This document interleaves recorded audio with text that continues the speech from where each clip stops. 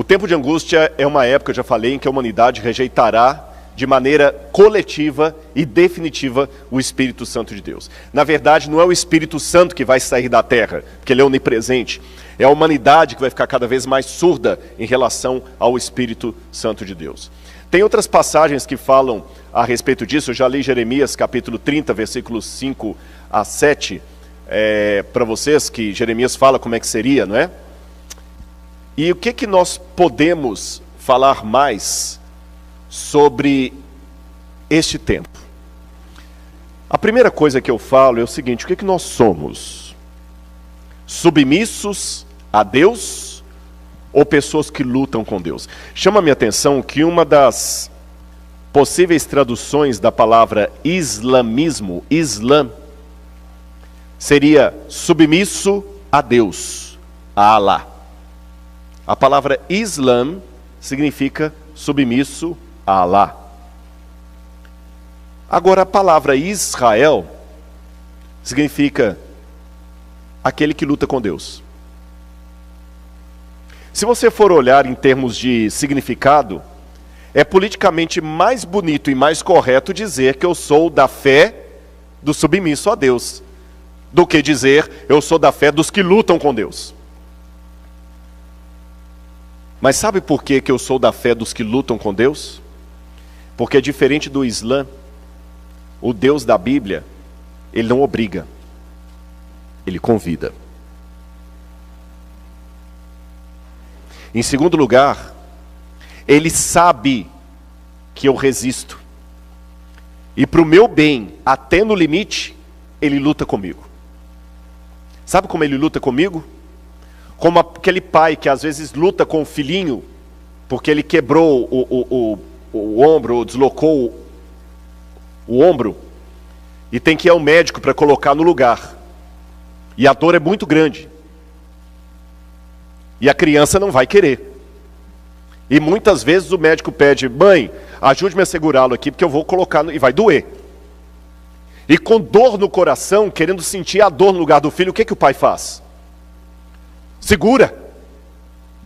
Ele segura. Às vezes num avião a criança quer levantar, ele segura. Deus segura. E uma outra razão porque a nossa religião é a religião dos que lutam com Deus, como ele lutou com Moisés. Queria matar Moisés na beira da estrada, e muita gente não entende isso. Até a mulher de Moisés falou: você é um sanguinário, o seu Deus também, porque ele lutou com Jacó e deslocou a coxa de Jacó. É porque ele sabe que muitos aprendizados só vêm pela luta.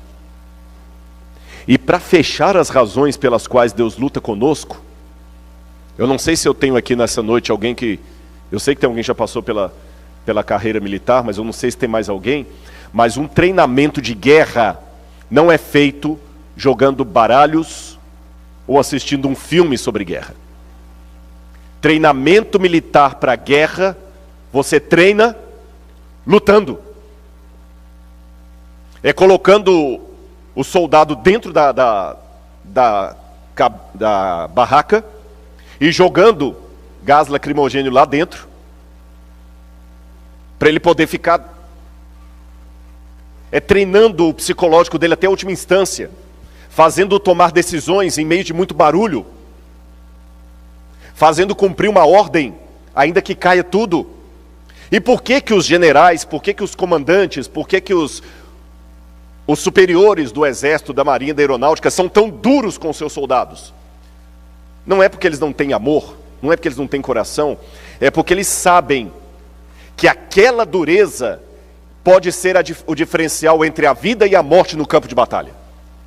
Irmãos, aprendam uma coisa: na guerra, você não pode se dar ao luxo de ter frescuras. Guerra é guerra. Na guerra você come qualquer coisa, você dorme em qualquer lugar. A questão é sobreviver. Então, se Deus sabe que nós estamos numa guerra, um conflito cósmico entre as forças do bem e do mal, Deus luta comigo para me treinar. Então, se você está sendo atacado pelo mal, E você pergunta, por que Deus está deixando? Ele está treinando você, meus irmãos.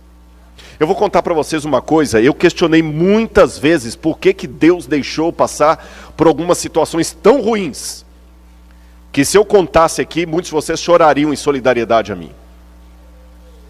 Mas quando eu olho para você e olho e falo assim, eu sei o que você está passando e em nome de Jesus Ele vai te salvar, o meu sofrimento, não sou masoquista, porém o meu sofrimento passou a ter significado.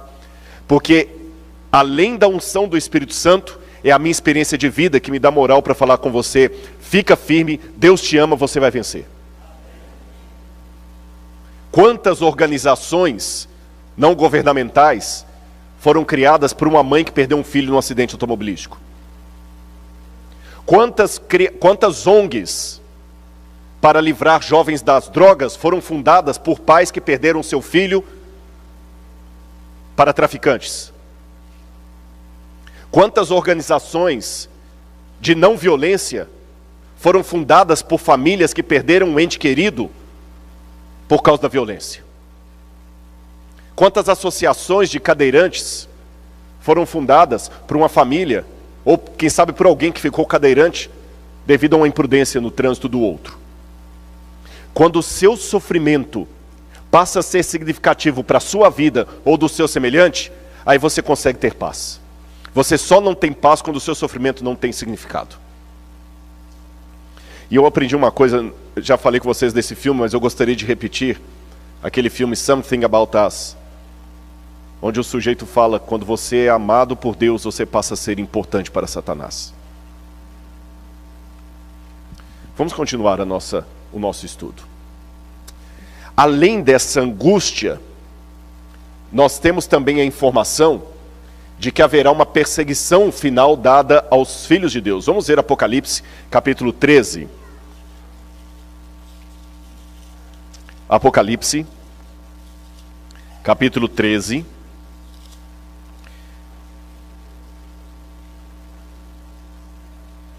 Versículos 5 a 7. Quando fala da besta diz, e foi-lhe dada uma boca que proferia arrogâncias e blasfêmias. Foi-lhe dada autoridade para agir durante 42 meses. A besta abriu a sua boca em blasfêmias contra Deus, para lhe difamar o nome e difamar o tabernáculo, a saber, os que habitam no céu. E foi-lhe permitido também que lutasse contra os santos e os vencesse.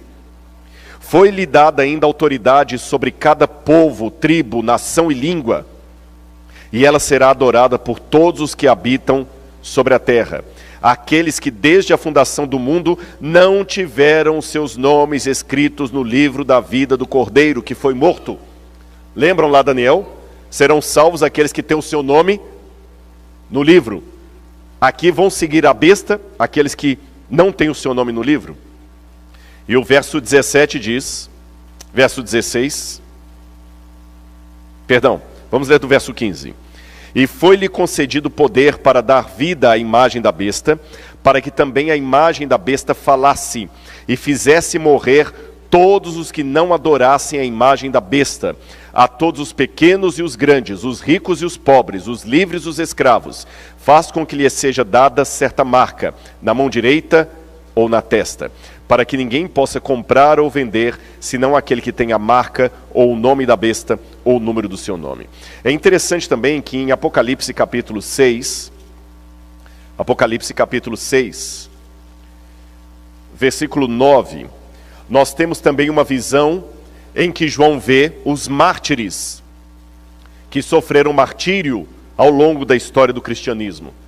E os mártires, o sangue dos mártires, a alma, a vida deles, clama a Deus falando, até quando, verso 10, até quando, ó soberano Senhor, não julgas em vingas o nosso sangue dos que habitam sobre a terra? Aí o verso 11 diz, a cada um deles foi dada uma veste branca, e lhes foi pedido que repousassem ainda um pouco mais de tempo, até que também se completasse o número dos seus conservos e irmãos, que iam ser mortos igualmente eles foram. Então, irmãos, antes que a porta da graça se feche, alguns de nós talvez poderemos ter de dar a nossa vida por amor do Evangelho, ou perder algum ente querido por amor do Evangelho. Eu não sei o que é pior: morrer ou perder um ente querido que foi morto pelo Evangelho. E como você vai se comportar nesse tempo que eu estou descrevendo aqui para vocês? Bom, o treinamento já é feito como você se comporta hoje. Deus está em primeiro lugar na sua vida?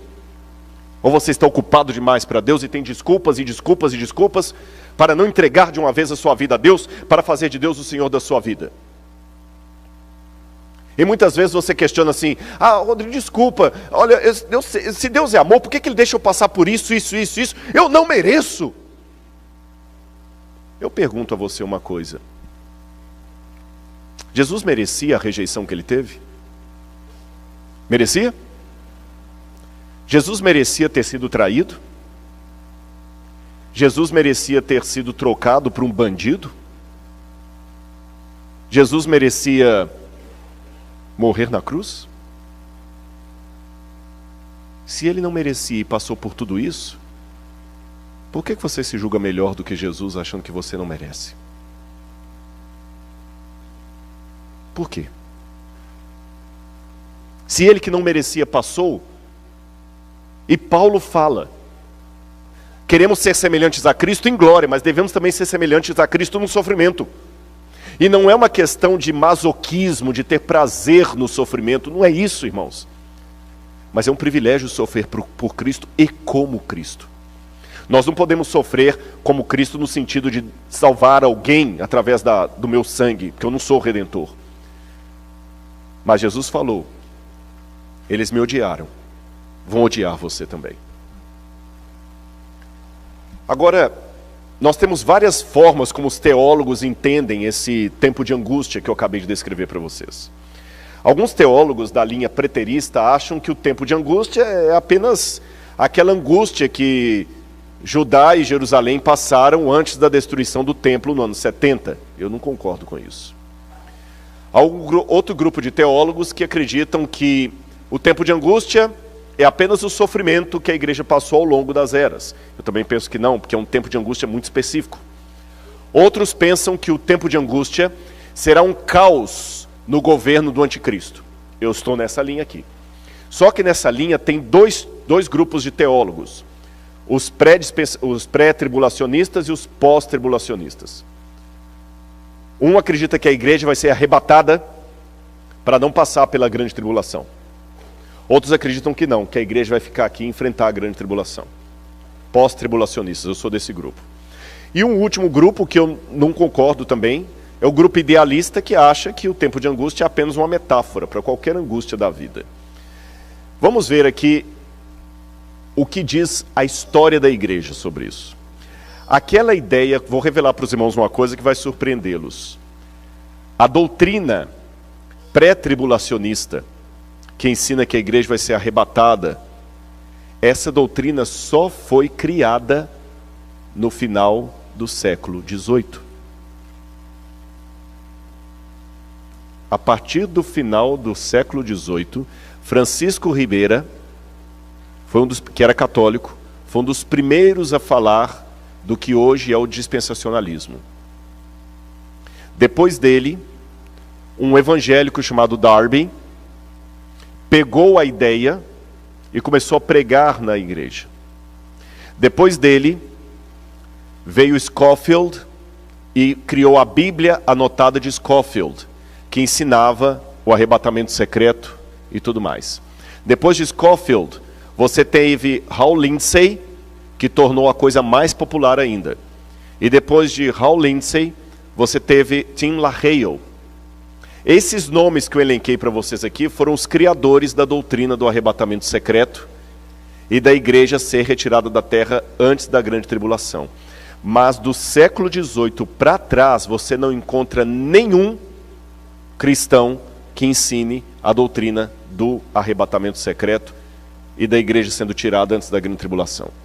Se eu pegar os pioneiros da reforma protestante, João Calvino, Lutero, Wycliffe, João Hus, todos esses aí, os albigenses, os cátaros, todos eles, até a Igreja Católica, vou mostrar para vocês, a uma ensinavam que a volta de Cristo não será um evento secreto, será um evento visual no céu, com poder e grande glória, e todo olho verá.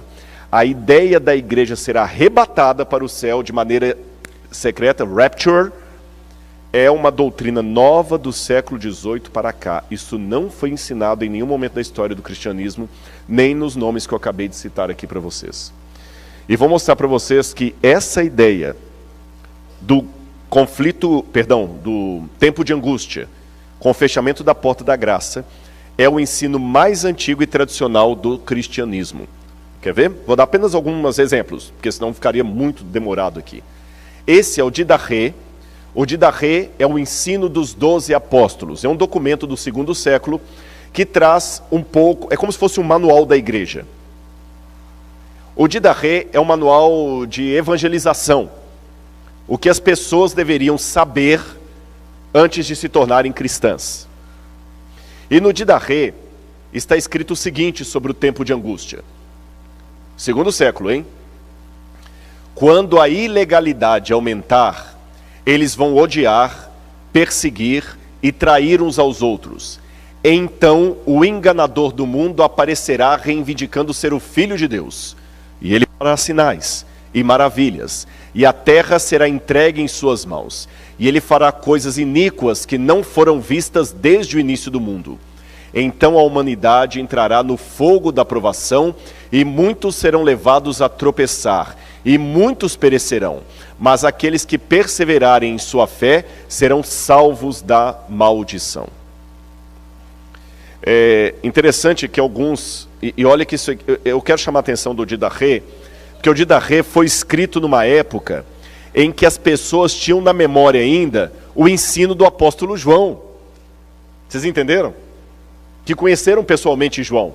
Eles estavam muito próximos da fonte apostólica. Alguns falam, não, mas a Bíblia fala, no Apocalipse fala que Deus promete que Ele vai nos livrar da provação. Então a igreja vai ter que ser tirada antes, Rodrigo. Não. Livrar da provação não significa ser retirado dela, mas ser salvo em meio a ela. Deus não livrou os companheiros de Daniel da fornalha ardente, impedindo-os de passarem pelo fogo.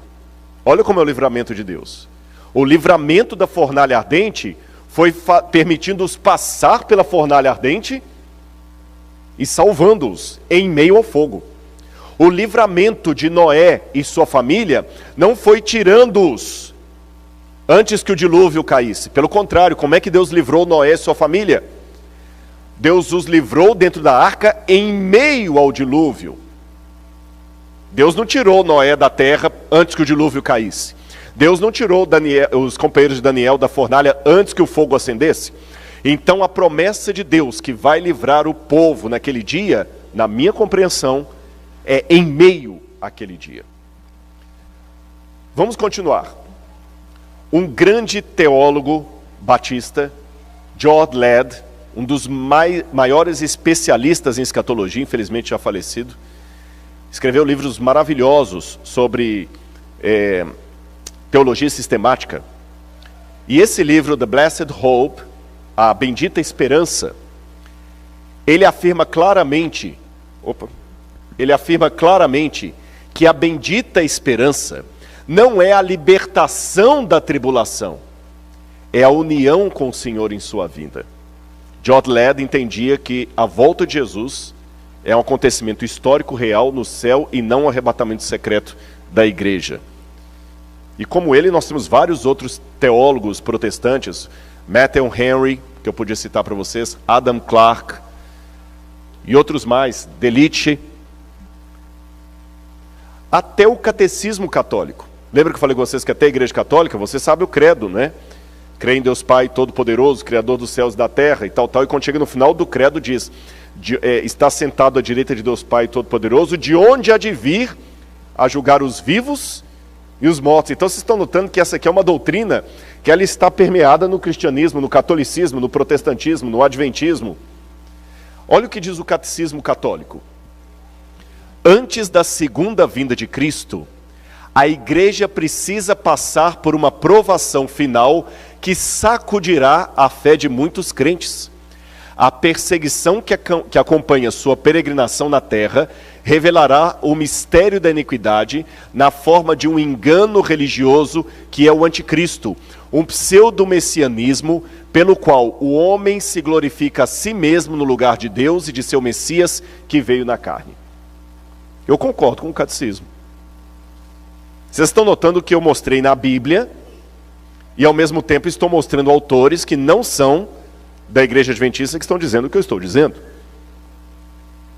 Lembra que eu falei, como mineiro, né? Que as minhas aulas, meus sermões e meus livros são um queijo feito de várias vacas?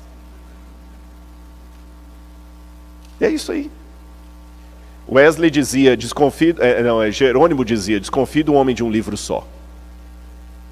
Jerônimo dizia, desconfie do homem de um livro só. Quando a pessoa tem uma pesquisa inteira feita só na opinião da avó dele, ou numa revista que ele leu, num site da internet, eu desconfio. Uma boa pesquisa, você tem que pegar várias fontes. Por isso que eu falei, já prometi, eu não posso prometer, me dá o seu WhatsApp, Rodrigo. Não, é impossível, você sabe, é sobre-humano, imagina, eu fico louco, né? Não dou conta. Mas o PowerPoint está liberadinho ali na igreja. Se você trouxer o seu pendrive, pode dar, não tem problema nenhum, pode copiar todos os PowerPoints desde o início até aqui, está liberado aí, tá bom? Eu até acredito que se transformar em PDF, ele fica mais leve, de repente pode até mandar por e-mail. Bom, Billy Graham, esse dispensa apresentações. Billy Graham também acreditava como eu estou apresentando para vocês. Olha o que disse Billy Graham.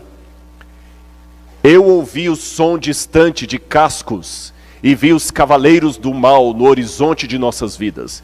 Há sérios problemas à frente para o nosso mundo, para todos nós que vivemos nele. Será uma época de conflagrações nucleares, holocaustos biológicos e apocalipses químicos rolando sobre a terra, levando o homem à beira do precipício. A história vai fundo na batalha do Armagedon. Já vemos a sua sombra rastejando sobre a terra.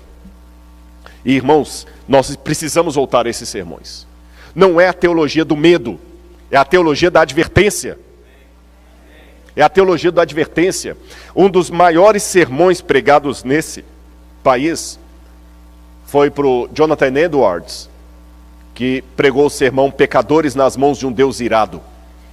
Ele descrevia o inferno com uma forma tão vívida que as pessoas se agarravam nos bancos da igreja com medo que o chão abrisse e elas caíssem. Mas hoje o diabo virou uma figurinha. Ninguém mais leva a sério. E se me permitem, eu gostaria de ler uma autora adventista também, Ellen White, que em consonância com todos esses autores que eu apresentei, Ellen White também diz algo que eu até coloquei ali, não há o que exagerar.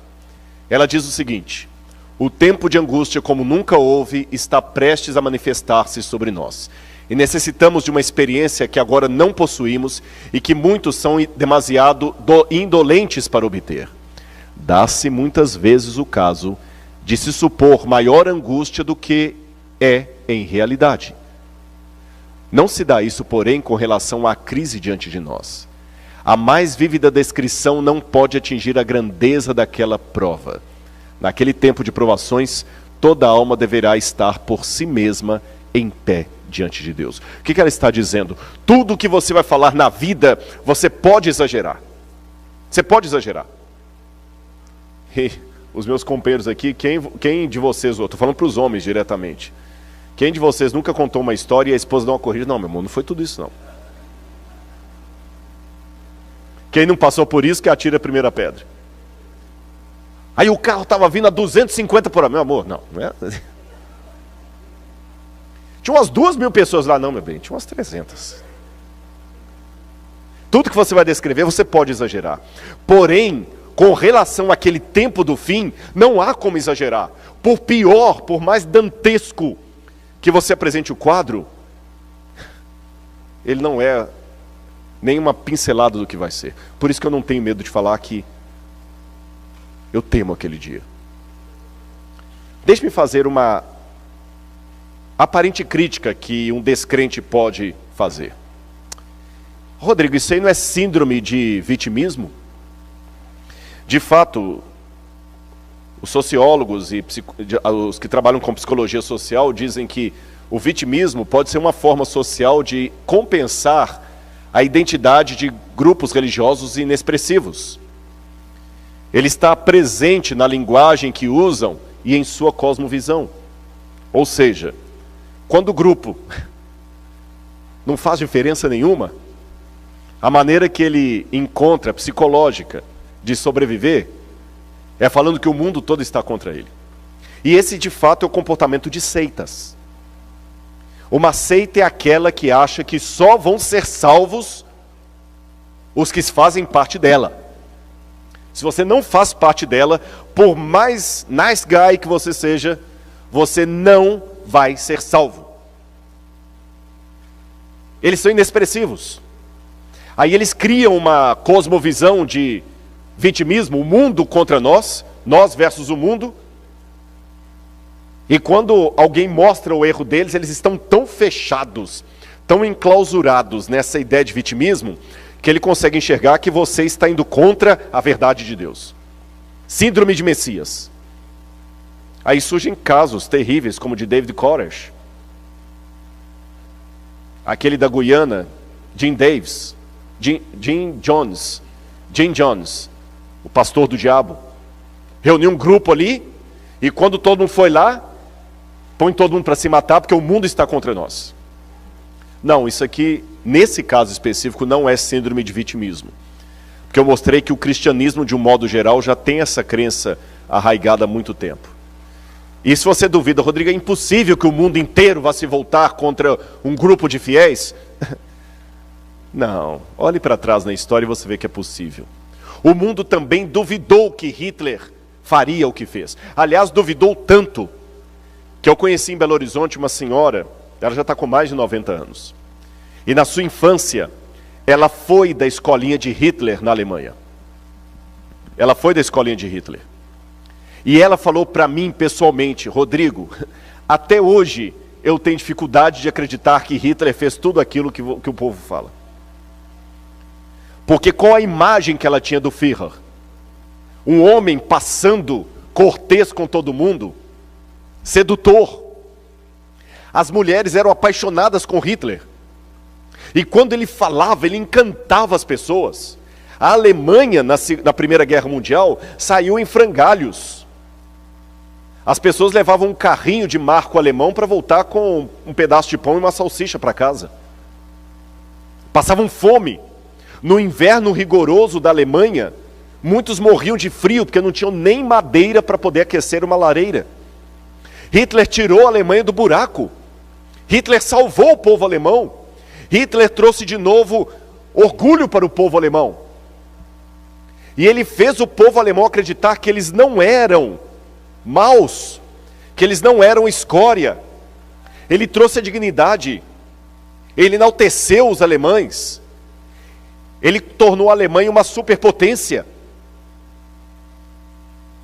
Muitos alemães não acreditavam que milhões de pessoas estavam sendo mortas.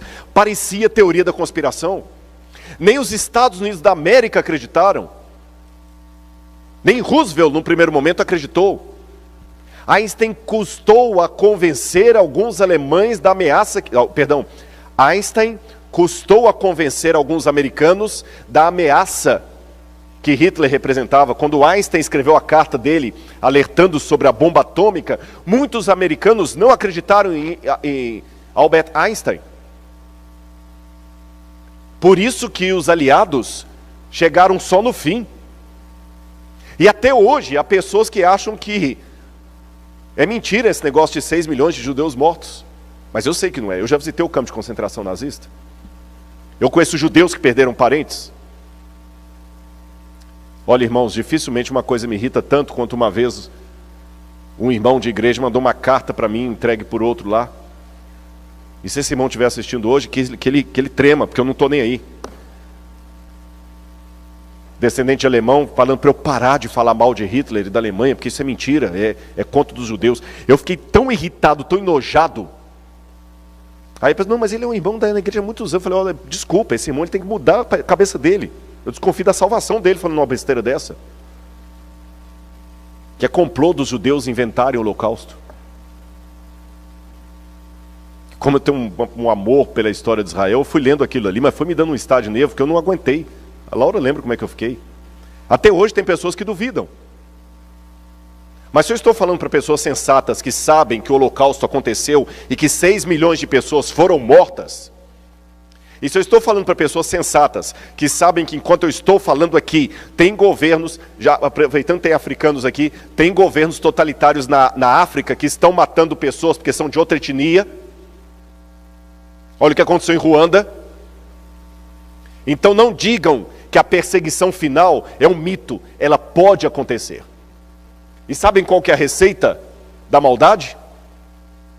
Primeiro, uma crise.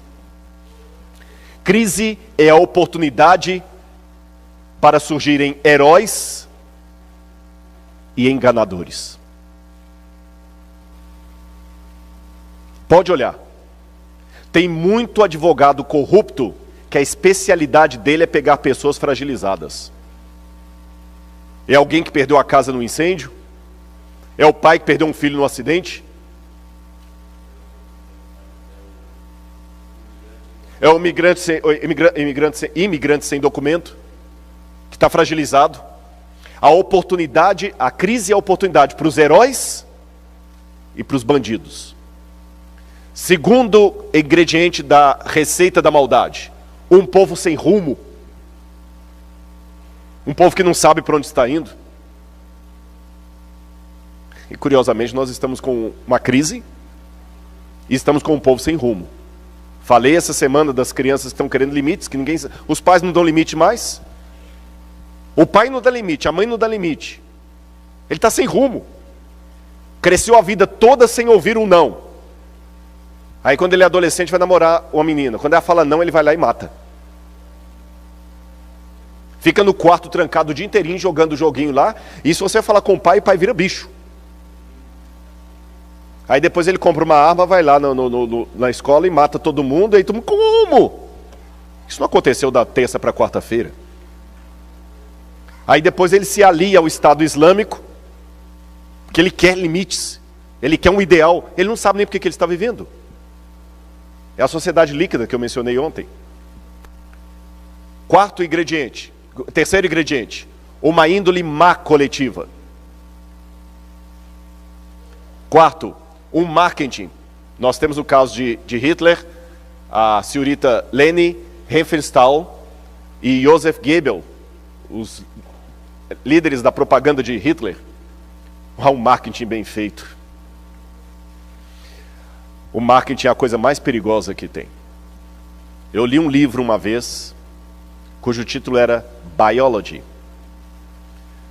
Mas não estou falando de biologia. Biology. Não precisa traduzir. To buy. Biology.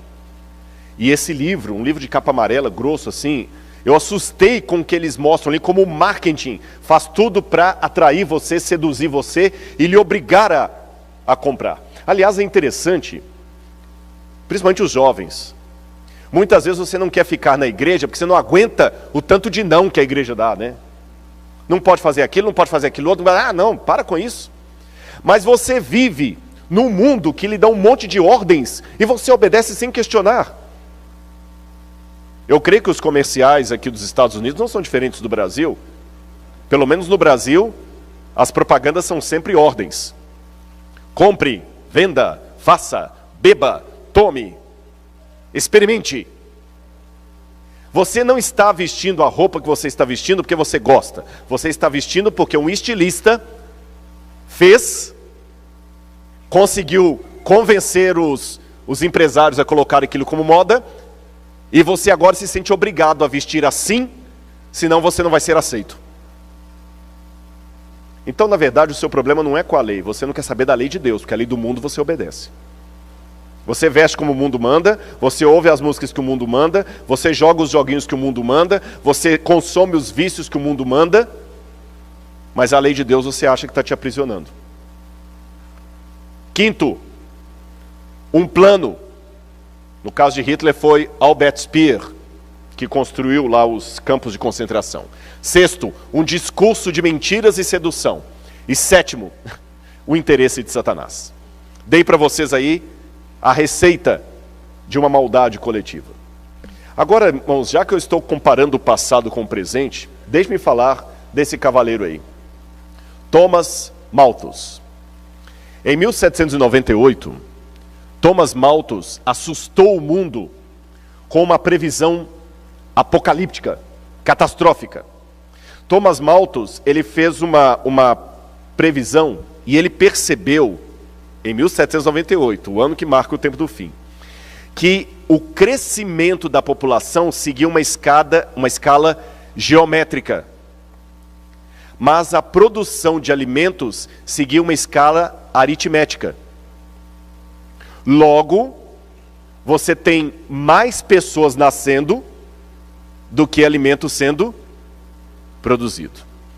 Então, Thomas Malthus, é até chamada teoria malthusiana, ele falou assim, que o mundo vai entrar no caos, e só vai sobreviver quem tiver mais força, para brigar com o outro pelo alimento.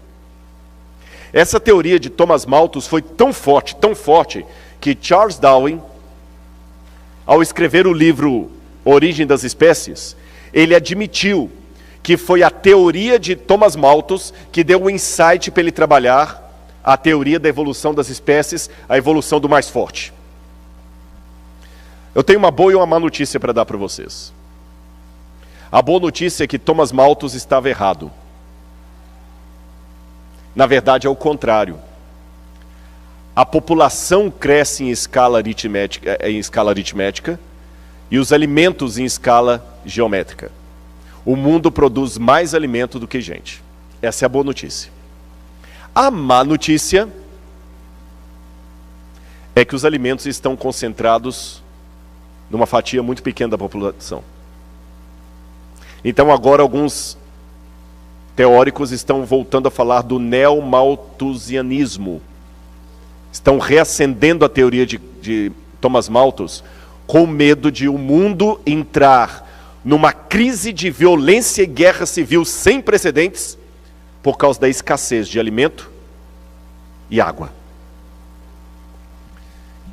Eu quero falar de um outro estudo feito por um psicólogo, John Calhoun, Behavioral Sync, o ralo comportamental. Eu até printei ali o artigo científico dele.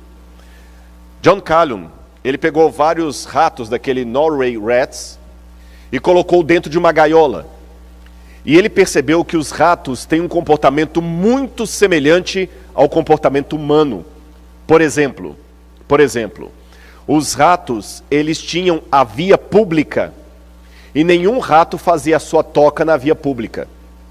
E nenhum rato entra na toca do outro, mas ele sempre transita na via pública.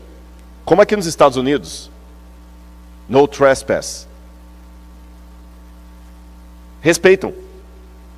As ratazanas só eram cortejadas por um macho, ou por vários machos, quando ela entrava no cio. Ela escolhia com qual macho ela ia ter os bebês, e o macho escolhido procriava com ela e ajudava a criar os bebês. E o macho saía, trazia comida e entrava para a casinha. Parecia uma sociedade humana. Só que John Calhoun fez o seguinte, ele começou aos poucos a tirar o alimento, ou dar a impressão para os ratos que o alimento estava pouco. Irmão, sabe o que começou a acontecer? O comportamento dos ratos foi mudando.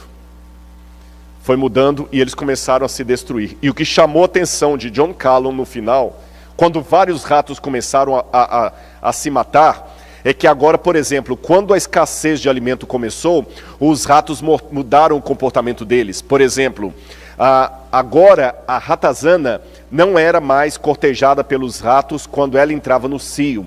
Mesmo fora do cio, a ratazana era atacada por 3, 4, 5 machos de uma só vez. E violentada. e depois morta. E alguns ratos chegavam e faziam relação com o cadáver. Começou a acontecer entre os ratos canibalismo. As relações começaram a ficar de curta duração. Os ratos começavam agora a devorar os filhotes assim que nasciam. Alguns ratos começaram, que eles chamavam de sondadores, começaram a andar apáticos no meio dos outros. Outros começaram a se reunir em gangues. Os ratos começaram a se alojar, tinham uma espécie de um tubo, onde antes o alimento era dado. Os ratos começaram a se alojar naquele tubo, e os dominantes ficavam no topo e obrigavam os mais fracos a vir trazer comida para eles. Alguns ratos machos começaram a se insinuar para outros ratos machos. E algumas ratazanas fêmeas começaram a se insinuar para outras ratazanas fêmeas. E antes que alguém me critique, está falando contra, estou apenas descrevendo o que está no artigo do John Callum. Se você está achando ruim, processe John Callum, num processo que ele morreu. Mas o artigo está isso. O comportamento de dois machos ou duas fêmeas não existia entre os ratos da espécie Norway. Mas nessa situação começou a acontecer e em escala crescente. Depois dessa pesquisa, que assustou muito os sociólogos, a pergunta que se fez é: será que o que aconteceu com os camundongos, os ratos Norway, pode acontecer com a sociedade hoje?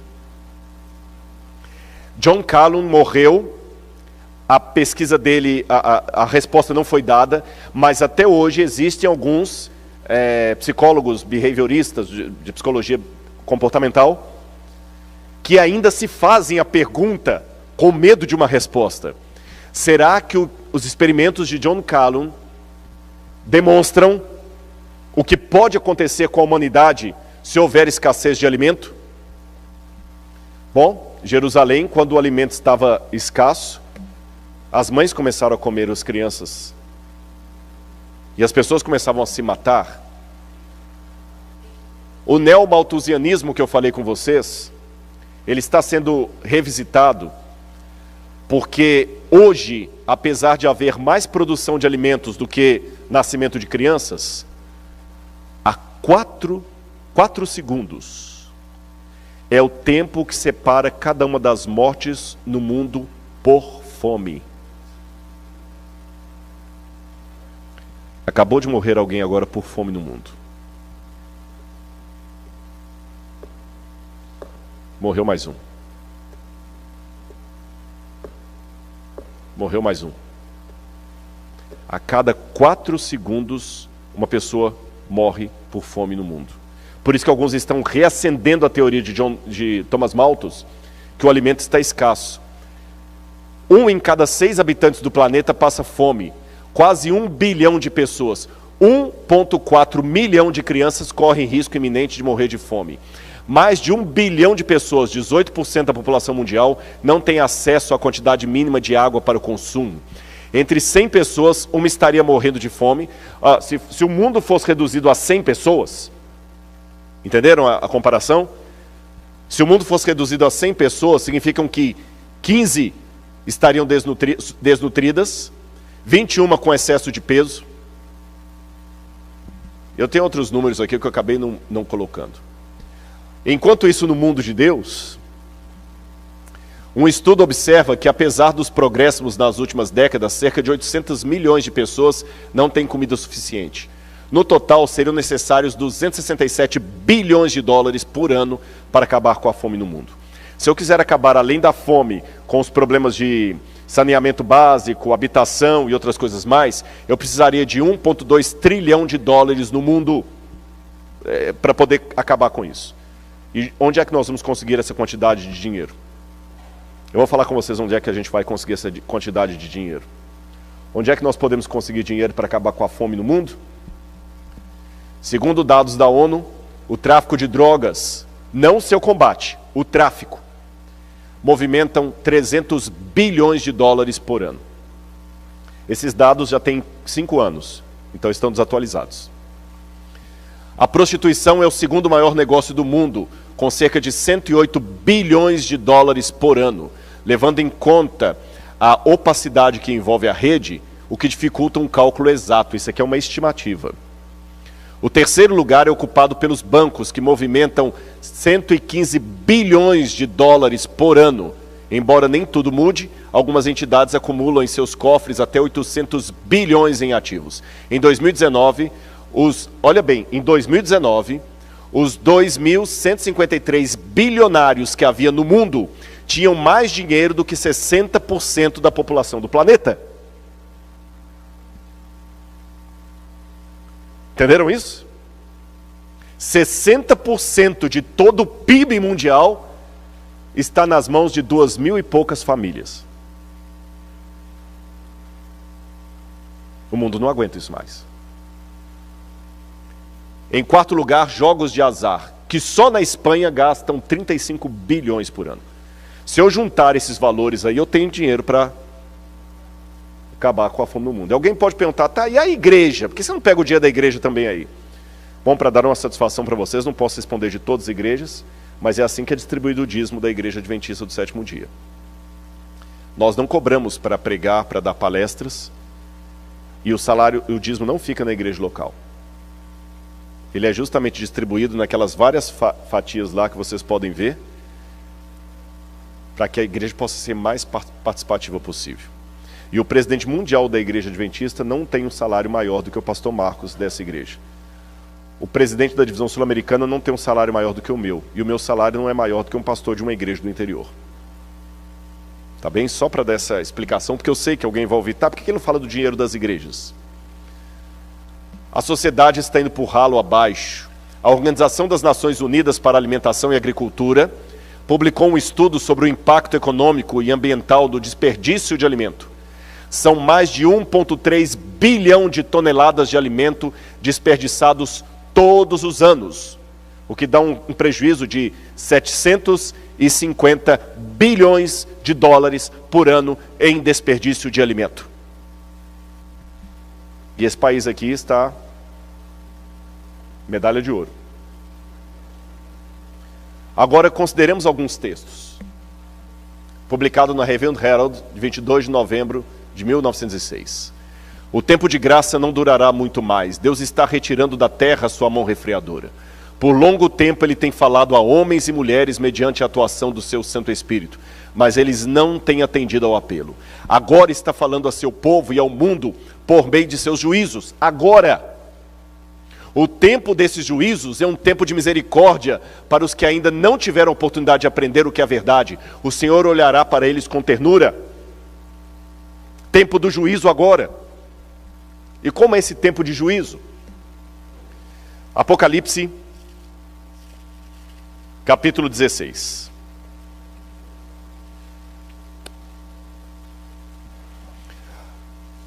Assim diz na minha Bíblia: ouvi uma forte voz vinda do santuário, dizendo aos 7 anjos: vão e derramem sobre a terra as 7 taças da ira de Deus.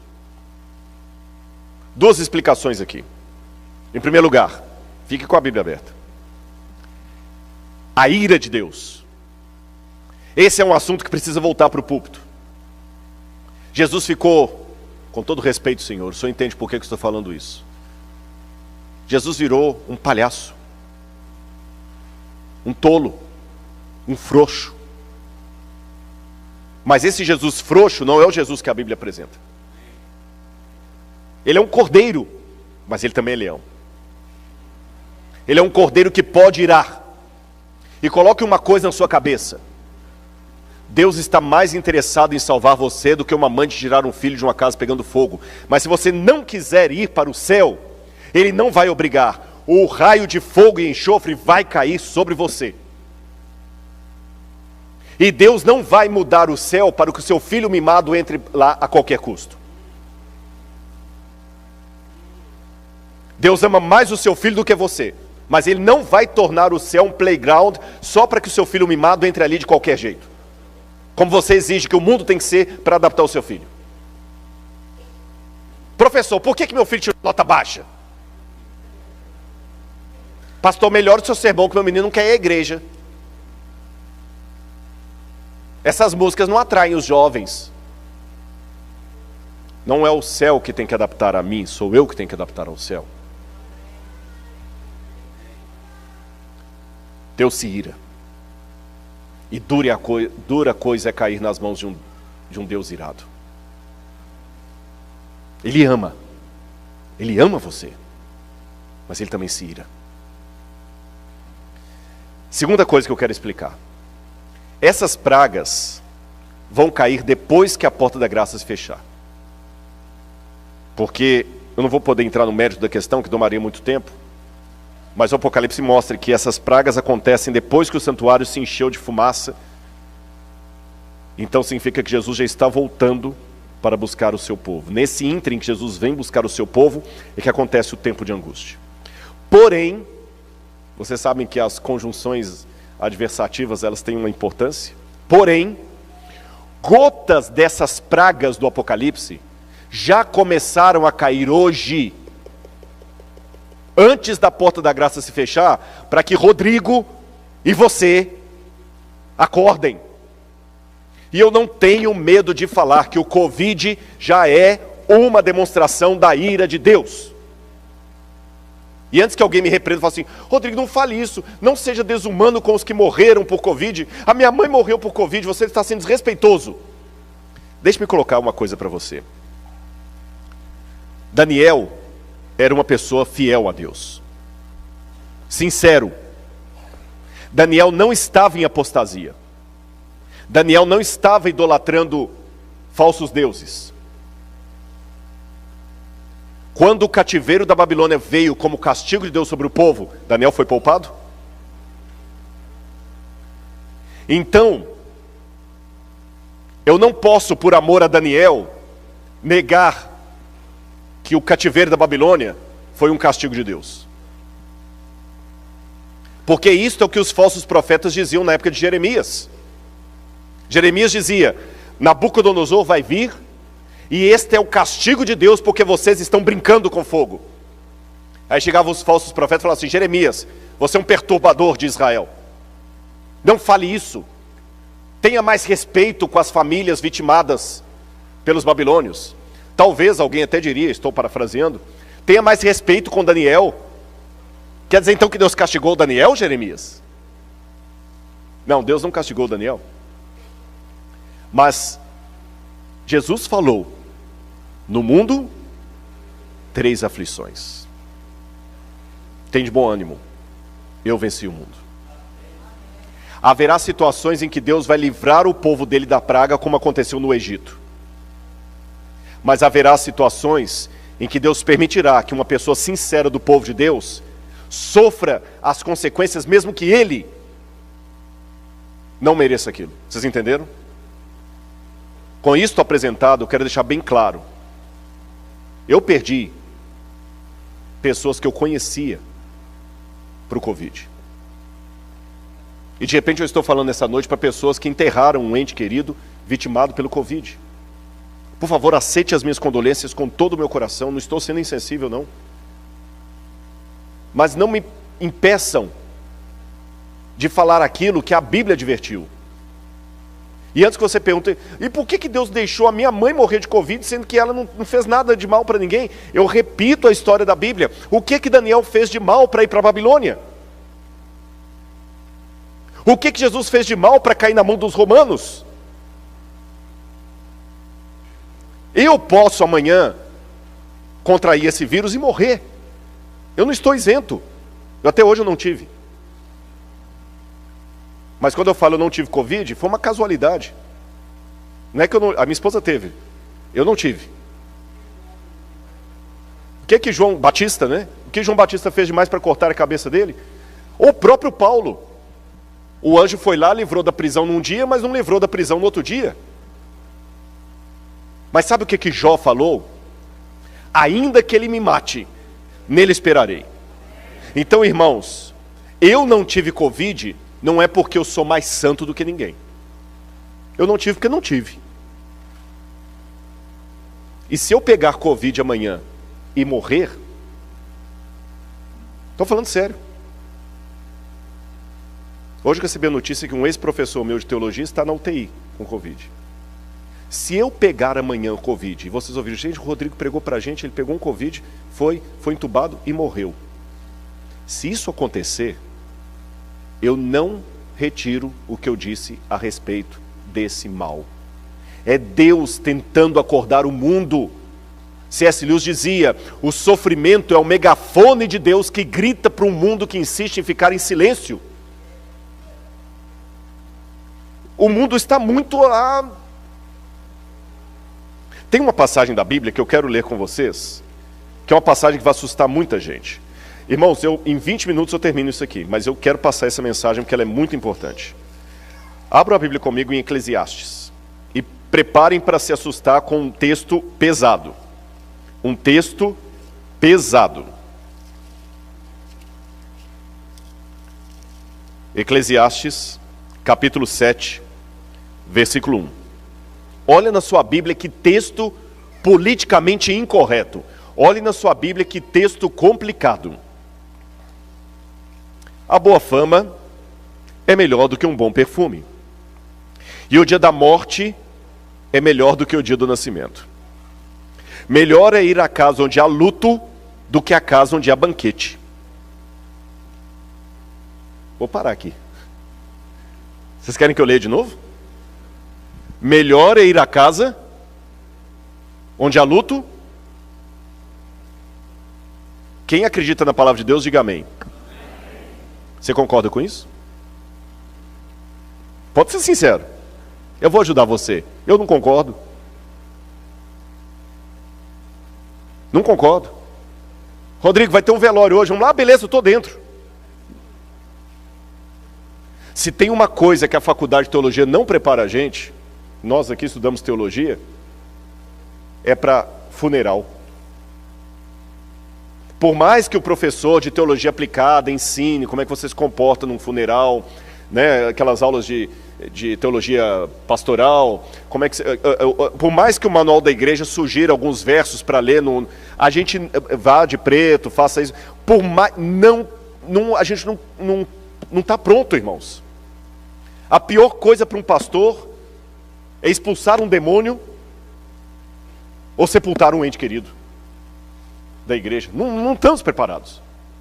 E como é que a Bíblia fala que é melhor ir à casa que tem funeral do que à casa que tem festa? Eu digo a você por quê. Preste atenção nas pessoas durante um funeral. Eu tive um funeral aqui de irmãos nessa semana. No funeral você fica assim, ô meu pai, o que eu fiz? Você pensa na sua vida todinha. Você pensa no seu ente querido. Gente, e se eu morresse? Você dificilmente vai parar para pensar na vida com um copo de cerveja na mão, comemorando a vitória do campeonato de futebol do seu time. Ali você quer curtir, mas quando você recebe uma notícia, está com câncer. Seu filho está com câncer. Irmãos, em um segundo a sua mente pensa tanta coisa. Quantas pessoas estão à beira da morte ou perto de um ente querido e falam o seguinte, nessa hora a gente fala, como é que eu estava correndo atrás do vento? Você passa a valorizar coisas que na hora da festa você não valoriza. Deus não é um sádico que gosta que nós soframos. Mas irmãos, eu estou falando da minha experiência própria. Tem gente que vem pelo amor, tem gente que é só pela dor. Vamos voltar a Apocalipse 16, as pragas. Eu disse para vocês que elas vão cair depois do fechamento da porta da graça. Porém, gotas delas Deus permite que caiam hoje. Querem ver como é que caem? Olha aqui o verso 2. O primeiro anjo foi e derramou sua taça sobre a terra. E apareceram úlceras malignas e dolorosas nas pessoas que tinham a marca da besta e adoravam a sua imagem. Isto ainda não aconteceu em plenitude, vai acontecer depois do fechamento da porta da graça. Porém, gotas já estão acontecendo agora. Os livros de medicina, cada ano ficam maiores com a maior quantidade de doenças que vão descobrindo e sistematizando ali. Segundo flagelo. O segundo anjo derramou sua taça sobre o mar, e o mar se tornou como sangue. Se tornou em sangue. Sangue como de quê? De morto. Irmão, sangue de morto é que cor? Preto. Não é vermelho. Sangue de morto é líquido? É viscoso. Qual é o cheiro de sangue de morto? como estão os rios e fontes d'água com a poluição? Não estão como sangue de morto? Olha o problema do abastecimento de água no mundo. Pular para o quarto aqui. O quarto anjo derramou sua taça sobre o sol e foi-lhe dado queimar a humanidade com fogo.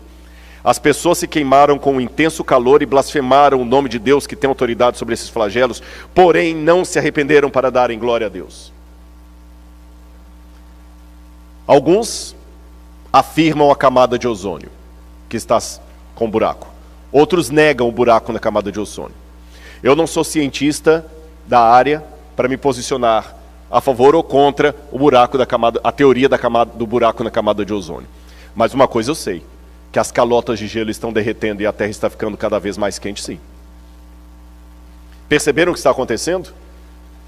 São um megafone de Deus. Olha o que disse o livro, segundo Mensagens Escolhidas: as pragas de Deus já estão caindo sobre a terra, arrebatando edifícios suntuosos como um sopro de fôlego do céu. Esses juízos não farão com que os cristãos professos caiam em si. Deus permite que sobrevenham para que o mundo se acautele, para que os pecadores temam e tremam diante dele. É Ellen White que escreveu isso aqui. Outro aqui também de Ellen White. Um pouquinho das taças da ira de Deus já tem tido permissão para cair sobre a terra, o mar, afetando os elementos da natureza. As causas dessas condições incomuns estão sendo investigadas, mas inutilmente. Deus não tem impedido que os poderes das trevas levem avante sua nefanda obra de poluir o ar, uma das fontes de vida e nutrição, com um miasma fatal. Não somente é afetada a vida vegetal, mas o homem sofre de epidemias. E antes que alguém fale assim, essa mulher é uma falsa profetisa, deixa eu contar para você uma coisa. Ela escreveu isso em 1891. Hoje é redundante o que ela escreveu. Mas em 1891, sabe quantos cientistas falavam sobre poluição? 0. Nenhum. O primeiro livro escrito falando sobre poluição do ar, e que mesmo assim foi ridicularizado pelos cientistas, foi Silent Spring, de Rachel Carson, publicado na década de 1930. 1930. 40 anos depois que Ellen White falou aquilo, é que surgiu o primeiro livro alertando para a poluição do ar. Quando ela falou aquilo na época, nem os adventistas podiam endossar aquilo. 40 anos depois que foi surgir o primeiro livro e foi ridicularizado pela ciência. Demorou mais 20 anos depois disso para a ciência começar a falar de poluição. Então, quando eu falei com os irmãos, não que as pragas sejam apenas questão de poluição. As pragas vêm direto do santuário de Deus. Mas o que vemos hoje podem sim ser um sinal do que está acontecendo. E como é que Satanás prepara o terreno para o tempo do fim? Paulo falou que os homens perversos irão de mal a pior, enganando-se e sendo enganados. Então, o que Satanás faz? Primeira coisa, alienação. Ele quer alienar as pessoas. Cria alienação, enche a mente com informações inúteis. Muitos cristãos hoje ficam preocupados só com a tentação, mas tem um outro grande perigo para os cristãos, a distração. Qual a diferença, Rodrigo? Vou falar qual é. Tentação, ler revista pornográfica. Distração, ler o The New York Times o dia inteiro. Ninguém vai te recriminar porque você está lendo o The New York Times. Você pode até abrir o seu celular e alguém fazer uma busca ali do histórico e achar lá The New York Times, The Washington Post, a Folha de São Paulo. Não é nada que você tenha um histórico de sites que ninguém pode ver. Só que o tempo que você gasta nesses sites permitidos pode tirar você da leitura da Bíblia, da Palavra de Deus, da comunhão. Cuidado com a distração. Glutonaria e intemperança. Mensana corpore sano. Estão cada dia nos convencendo a comer mais papel e isopor. Síndromes psíquicas. Excesso de informação e pouco conhecimento. Augusto Cury falava da síndrome do pensamento acelerado. E as causas: distúrbio psíquico, excesso de informação, paranoia de consumo e de estética. Consumismo. Nós queremos cada vez mais. Depois, quando não sabe onde colocar tanta coisa, faz um yard sale.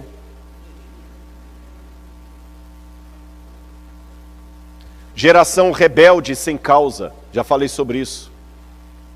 Crianças que não, os próprios pais não põem limites em casa. Eles não sabem o que fazer com os filhos. Um Jesus apaixonado. Eu estou preparando uma palestra, já vou dar um spoiler para vocês, sobre o perigo da teologia humanista. Deus me ama, isso é ótimo. Quantos pregadores foram usados por Deus para mostrar o amor de Deus para as pessoas? Pastor Bullion, Morris Venden.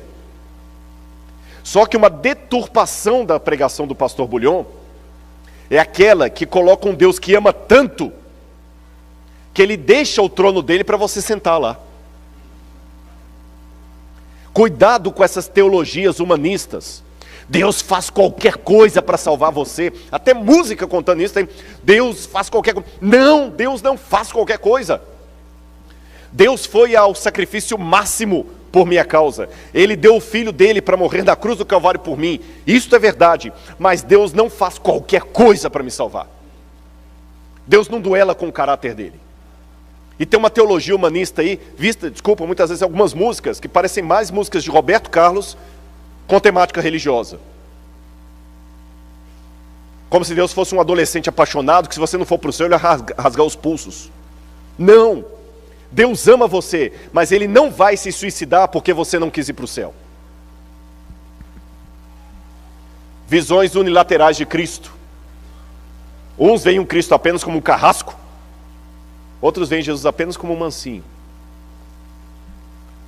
Não basta falarmos apenas coisas bonitinhas sobre Jesus. Temos que pregar quem Ele é. Ele é o Senhor da nossa vida. E tem um monte de teólogos e pregadores hoje que só vivem de fama falando coisas bonitinhas de Jesus. Jesus ama todo mundo. Jesus não condena. Jesus condena.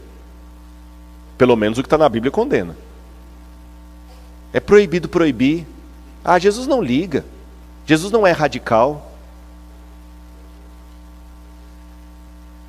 A igreja,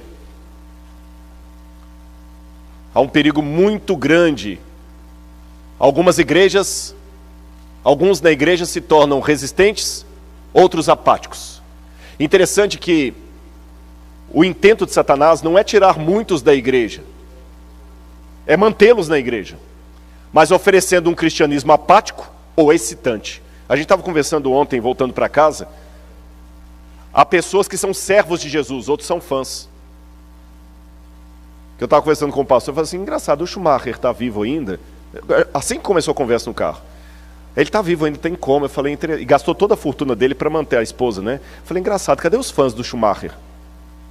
Eu falei, os fãs na hora, o fã, ele só é fã enquanto está tendo glamour.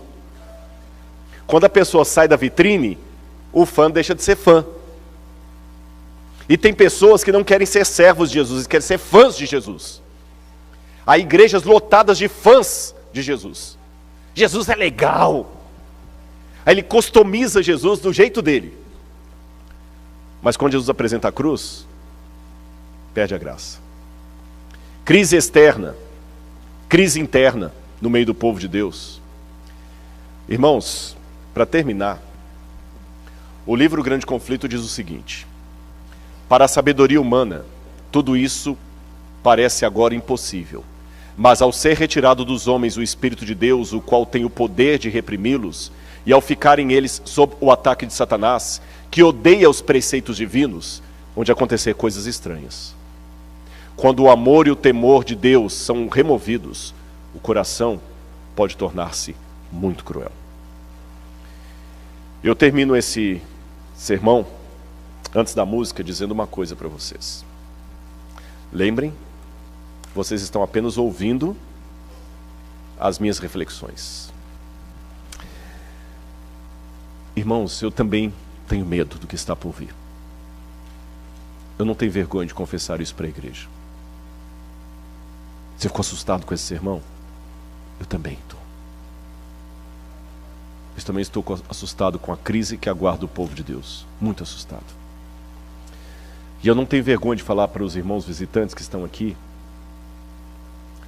que uma grande parte dos adventistas do sétimo dia, é com lamento que eu digo isso, mas eu não vou mentir para vocês. Tem muita gente que está visitando aqui que vem de outras igrejas. Quando a crise chegar, uma grande parte dos que estão aqui agora vão pular para as fileiras do adversário. Uma classe numerosa. Eu não posso dizer quem é quem, porque, como eu falei na parábola do joio e do trigo, o meu papel é crescer e dar fruto, não é saber quem é quem. Mas pela profecia, eu sei que uma grande parte vai pular para as fileiras do adversário. Eles chegaram a ver as coisas quase sob a mesma luz. Mas em chegando a provação, too much for them. Foi muito para eles. Não porque Deus deu uma carga maior do que eles podiam suportar. Não. É porque eles passaram a vida inteira brincando de salvação. E não estão preparados para o conflito. As coisas de Deus sempre Ele deixa para depois. Ele não quer se comprometer. Ele não quer arriscar. Ele não quer ficar mal na fita. Eu não posso apontar o dedo para ninguém aqui. Porque se eu fizesse isso, eu estaria pecando perante Deus. Mas eu posso implorar para a igreja que está me assistindo aqui e virtualmente. Ainda que seja verdade que uma classe numerosa vai pular para as fileiras do adversário, que você não esteja nessa classe. Eu sou muito cavalheiro, minha esposa sabe disso.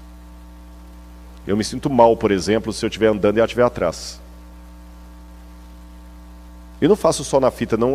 Eu tenho muitos defeitos, mas eu tenho minhas virtudes também. Eu abro a porta do carro.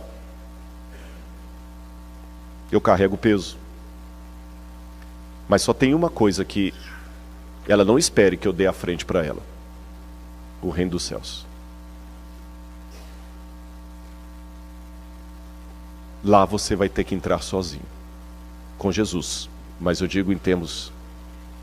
E não entregue o reino por causa do seu filho, do seu cônjuge, por causa do seu namorado, por causa do seu emprego.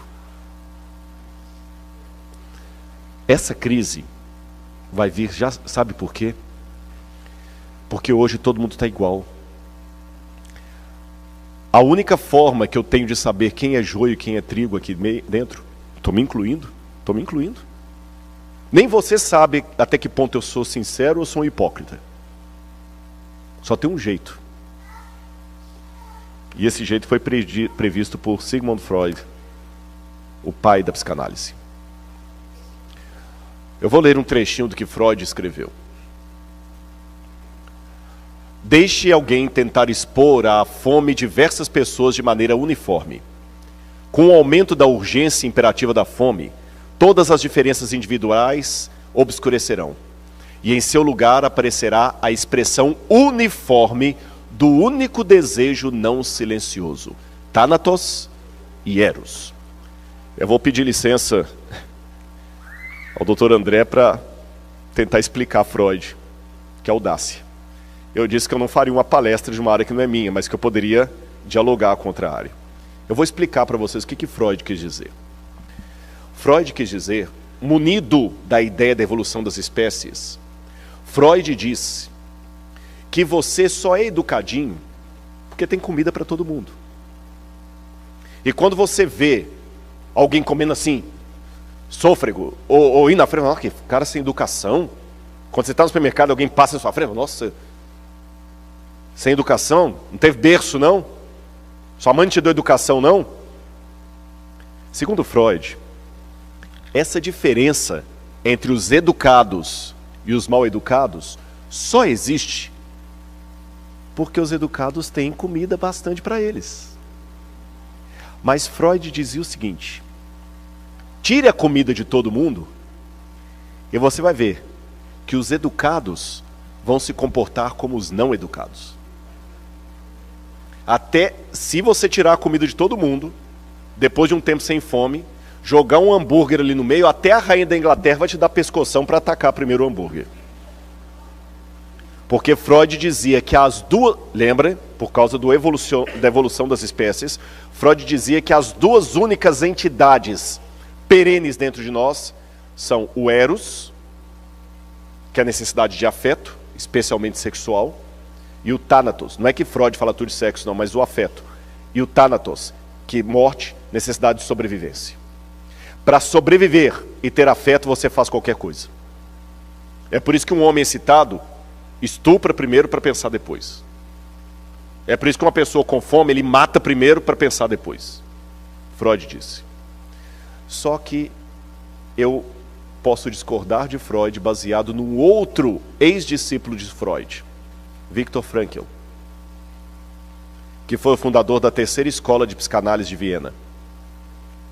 Viktor Frankl falou o seguinte: o que o Dr. Freud falou, sentado nas poltronas de veludo vitorianas, foi bonitinho para a imaginação dele. Só que Freud conseguiu fugir da Europa na época da guerra, e ele não foi parar na mão dos nazistas. Eu, Viktor Frankl, fui parar na mão dos nazistas. Viktor Frankl esteve 2 vezes em Auschwitz e 1 vez em Dachau. 3 campos de extermínio, e sobreviveu. E Viktor Frankl disse: eu vi na prática o que Sigmund Freud idealizou na teoria. E na prática, eu percebi que é o contrário do que ele falou que acontece. Porque na hora que o alimento foi tirado dos judeus, alguns se tornaram santos.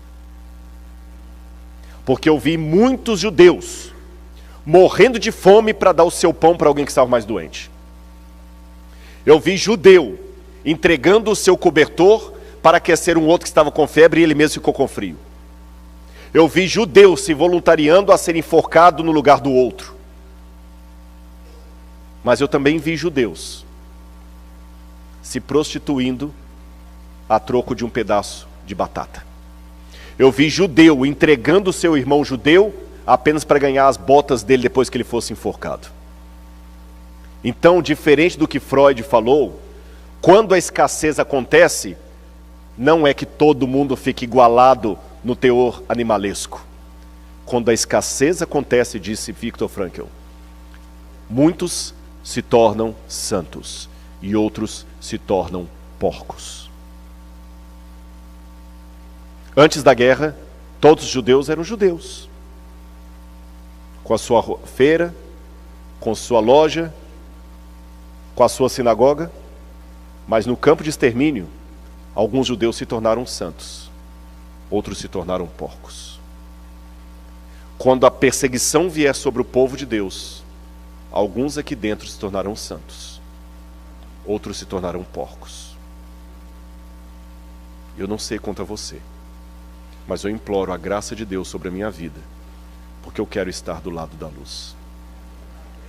Eu sei que foi um sermão muito pesado, mas eu precisava fazer essa advertência à igreja.